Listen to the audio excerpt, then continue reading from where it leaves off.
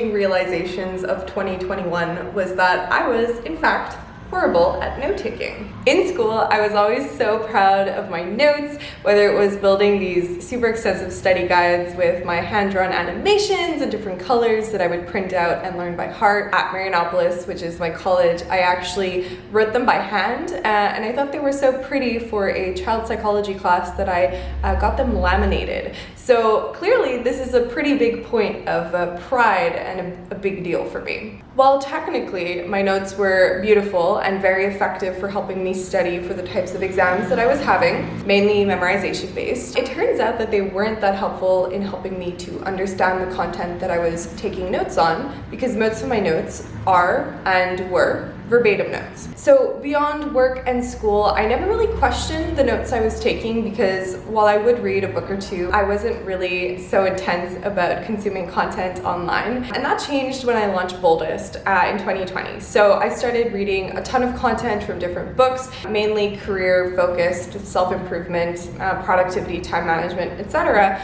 So I would have content to share on the Instagram page that I was running. And I also loved it. I had such a fun time learning about these topics and sort of expanding my knowledge in these areas. And this is something that I've continued to do. But basically, because I was doing Instagram posts, it was more important for me to just be able to capture a concept, a graph, an idea, and then turn it into a visual that I could speak about in a few lines on this Instagram post or in a blog post. So my level of processing needed in order to get what I wanted to out of the book or out of the article was pretty limited. And so when we decided to move our entire library of books to London, it was a lot and it cost a lot because shipping stuff overseas is absolutely ridiculous. I basically realized that most of the books that I had read last year, whether it was Grit or Mindset or Never Eat Alone, like all of these books that I tell people are my holy grail and what has created my basis of knowledge on all of these topics, I could not remember more than one or two concepts from. And that was pretty heartbreaking to me, because while I could go back and look at the highlighted bits or even look at some notes in notebooks, I had no way of connecting all of the information I was learning from all these areas and all of these sources, which to me felt like kind of a waste because I was putting so many hours into learning. So in this video, I want to share how I tackled my really ineffective note-taking, and hopefully you can learn something or two as well. I know that it's pretty common to take notes because it feels productive, but actually if you're just writing verbatim notes down on a piece of paper or in a Word document, you're not actually processing the information and then remembering it in the long term. So on that note, welcome back to my channel. My name is Tamara, and I recently quit management consulting for a job in brand strategy in London. I am obsessed with getting the most out of life, and so you can follow me for content all around productivity, career advice, goal setting, branding, you name it. I like to cover it all. So there's a reason why taking verbatim notes is actually really ineffective for long-term memory and retention, and that's due to something called the human forgetting curve. Essentially, in order to remember something, your brain needs to be told that this information is important or worth remembering. And you can do this through salient, new, shocking information, like when a dog bit you when you were 7, or alternatively through a process called spaced repetition, where you learn something over and over and over again, therefore telling your brain that it is worth remembering. So you've probably encountered this graph before, and basically it shows that you will likely forget something over the course of time unless you encounter it over and over again. And if you do this over the course of intervals, not only are you less likely to forget the information, your retention of it will actually get higher, even though your interval of encountering it over and over again gets further and further apart. Basically, the information gets lodged into your long-term memory. So this is really effective if you're trying to memorize for a test that's coming up, or say, I don't know, trying to remember the capital of Micronesia, whatever it is. However, when you hit some more complex ideas, you actually might hit a wall. It turns out that you need more than just repetition. Enter elaborative rehearsal. While maintenance rehearsal is what we just discussed, aka the process of spaced repetition, learning something over and over again, elaborative rehearsal involves actually translating the information in your own words so that you can store it into your existing web of long-term memory. Not only does it make the information more easily and likely to be retrieved in the future, it actually forces your brain to process it more deeply, aka telling your brain how important this information information is. In fact, the most important thing for lodging information into long-term memory is to make it part of your existing web of associations or system of long-term memory so that you're more likely to encounter it over and over and over again. So it's only after a much longer than I'd like to admit spiral into the psychology behind learning and note-taking was I finally ready to throw myself into something I learned about extensively online but didn't really see the value of doing, as it is quite extensive and time-consuming.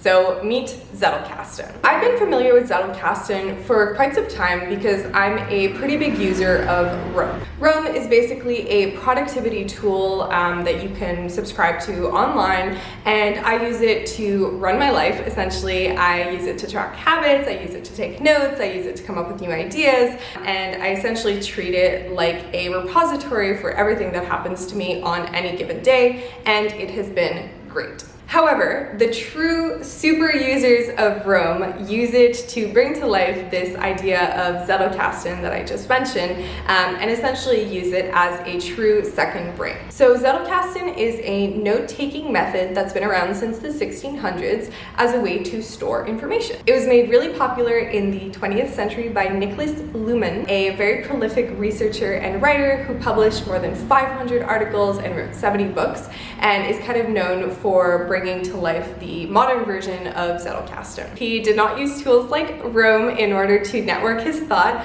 but instead had a literal filing cabinet of 90,000 index cards that he would pull from, basically his own library, but made up of his own ideas, concepts, and thoughts. So what is Zettelkasten really, and how do you do it? So I'm pretty new to this, and it's with this beginner's mindset that I thought to not only establish my knowledge of it, but also share this amazing concept with the world, because I really do think that it's sort of the way that I will take notes from now on. So because I'm quite new to this, I turned to some thought leaders in the field to help me build my own second brain, and this included Maggie Appleton, Eva Kiefenheim, and Andy Matuszak. And they're all great. I will link some of the work down below. So what I've learned is that the Zettelkasten method revolves around two main characters and one supporting character. You've got literary notes, permanent notes, and fleeting notes. So literary notes form the basis for the entire system. Every time I consume a piece of content, whether it's a video, an article, a book, a podcast, you name it, I create a literary note for it. And within Roam, if you're familiar, I simply use the prefix LN at the very beginning of my title of that page. So in these literary notes, I track all of the information that I learn from each of the sources that I consume, translated into my own words. I also track things like the read date, the author, the source. I also write a quick summary so it's easily accessible when I search for different topics, including tags, and so I will hashtag something note-taking, learning, psychology, branding, whatever it is that I'm actually talking about or learning about in the context of this literary note. And then instead of having a sort of general notes section, I have this section called Things Worth Noting Down. And this really forces me to think whether this piece of information that I'm going to be taking from the book or article or whatever, retranscribing in my own words and putting some examples around and making sure I've really understood it is worth putting down there, because it is a time-consuming process. And that has really shifted my mindset around taking notes, and I found it really helpful. In the course of writing these things worth noting down, I will typically take notes not in terms of the chapters that I'm reading, but instead around broader concepts. So for example, a broader concept might be the idea of taking notes in your own words is an important way to process and remember content. So this is something that I may read about in various different articles and books that I'm consuming in any given period of time, but they all sort of bubble up into this one concept. I'll get to this in a second. They're called permanent notes, but I try to take them directly in the body of my literary notes because it makes it easier for me to build key takeaways about the information I'm consuming. So for example, a literary note for an article I read to create this video by Maggie Appleton looks a little bit like this. So you see we've got the tags like deep work, development, evergreen. We have a quick summary. This is really for my own search purposes. Read date, the type, the status. Sometimes books take me multiple weeks to read, so I'll keep an active tab for these. Parker recommended this to me. Kept the source, and then you can see the very beginning of my notes here. They're not super well written all the time, and they're a little bit messy, so I don't want to show them all, but essentially these are the way I take notes. So I've hinted to permanent notes a little bit, but now let's dive into this because these are really the pillars of the Zettelkasten system as a whole. Some people define Zettelkasten's permanent notes or evergreens, we'll get to that, as strictly your own ideas, arguments, or values. I have a little bit of looser guardrails when it comes to what permanent notes are. I like to view permanent notes as a one-line summary of a concept I've encountered in either one or numerous literary notes or sources. So the beauty of permanent notes is that they should be atomic, meaning that there should only be one concept associated to each, but they should also be broad enough that you can bring together learnings from different sources into it. So for each of these permanent notes, I like to write a 2 to 3 paragraph summary, just summarizing my thoughts and ideas in my own words again of what this concept is, what I've learned about it, what's interesting, what's worth remembering. While I don't really go back to my literary notes super often, I actually will tend to review my permanent notes on a weekly basis. And so it is quite important for me to keep track of these, make sure they really condense all of the information I've learned on the concept so I don't forget anything. And this comes back to the idea of spaced repetition we talked about at the beginning of this video. So other metadata I like to track for each of these permanent notes include some tags as well as any other branches or permanent notes that are associated with it. I also will track fleeting notes, I will get to those, as well as the current status of this permanent note. I then store these permanent notes in a separate page called PNs or permanent notes on my room, and I store them within specific topics that I like to do research on or that are interesting to me. Some include psychology, sociology, I have branding, learning, note-taking. I also like to store these in nested sequences, so essentially with a bit of a hierarchy, so I can develop an overarching hypothesis or theme, and then we'll have a bunch of concepts that fit under that. So I've mentioned the concept of evergreen notes in passing, and I do want to make a point of calling them out. So evergreens are basically an iteration of Zettelkasten's or permanent notes that were pioneered by Andy Matuszak. There are a few main differences between them, specifically around his work style and his routine that surround them, as well as how he attributes taxonomy to his different notes. I use Andy plus Maggie Appleton's taxonomy to keep track of how fleshed out different permanent notes are,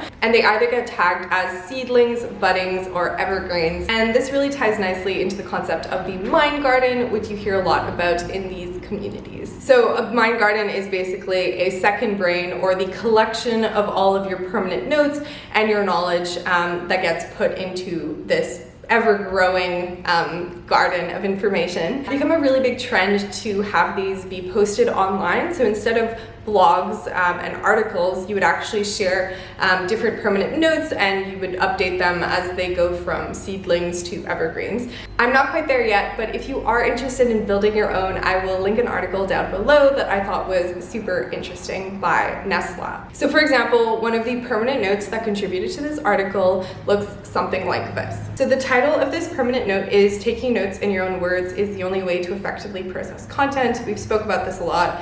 So you'll see here that I have 3.5 paragraphs that kind of explain my thoughts and knowledge on this topic, as well as literary notes associated with it. I also will track some fleeting notes and keywords. And this brings me to the final sort of supporting character of the Zettelkasten cast. I can't believe I just said that. But basically, fleeting notes are the most straightforward of the bunch, and they're basically the ideas, fleeting ideas and shower thoughts you have on any given topic. And instead of just jotting them down in a notebook or in your journal, whatever it is, you would ideally track them on the basis of different permanent notes. It's quite hard in the beginning, but at some point, your entire second brain should somewhat cover all of your different pieces of knowledge, the different concepts you know, your different arguments, beliefs, hypotheses on life, and so you'd be able to store new thoughts you have in these areas so that they're easily accessible and you can keep track of them.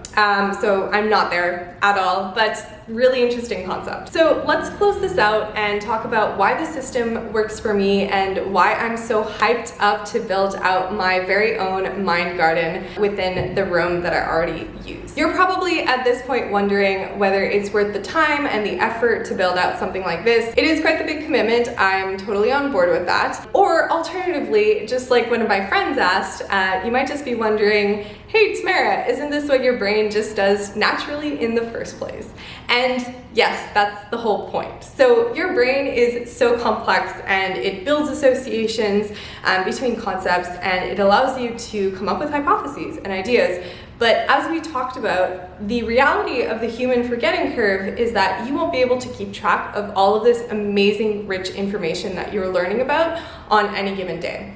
And so if you want to make the most of the content you read, the articles you look at, the podcasts you listen to, it's probably worth finding a way to keep track of all of your learnings and ideally connect them all together so you're more likely to process them deeper, commit them to long-term memory, and just remember them in general. So for me, it's honestly just down to the ROI on content I consume. If I'm putting 10 hours a week into reading books, I want to make sure that I don't just remember one concept from each book that I read, or else it just doesn't make sense. Finally, and I will talk about this in other videos, I'm very much at the beginning of my process with this, but one of the beautiful applications of Zettelkasten is its applicability for creative content. Whether you're writing a video script or a blog article or your thesis, whatever it is, it can be really hard to get started when you're just looking at a blank piece of paper in front of you. The idea behind Zettelkasten is you'll be able to keep track and inventory all of these different concepts that contribute to different hypotheses and arguments.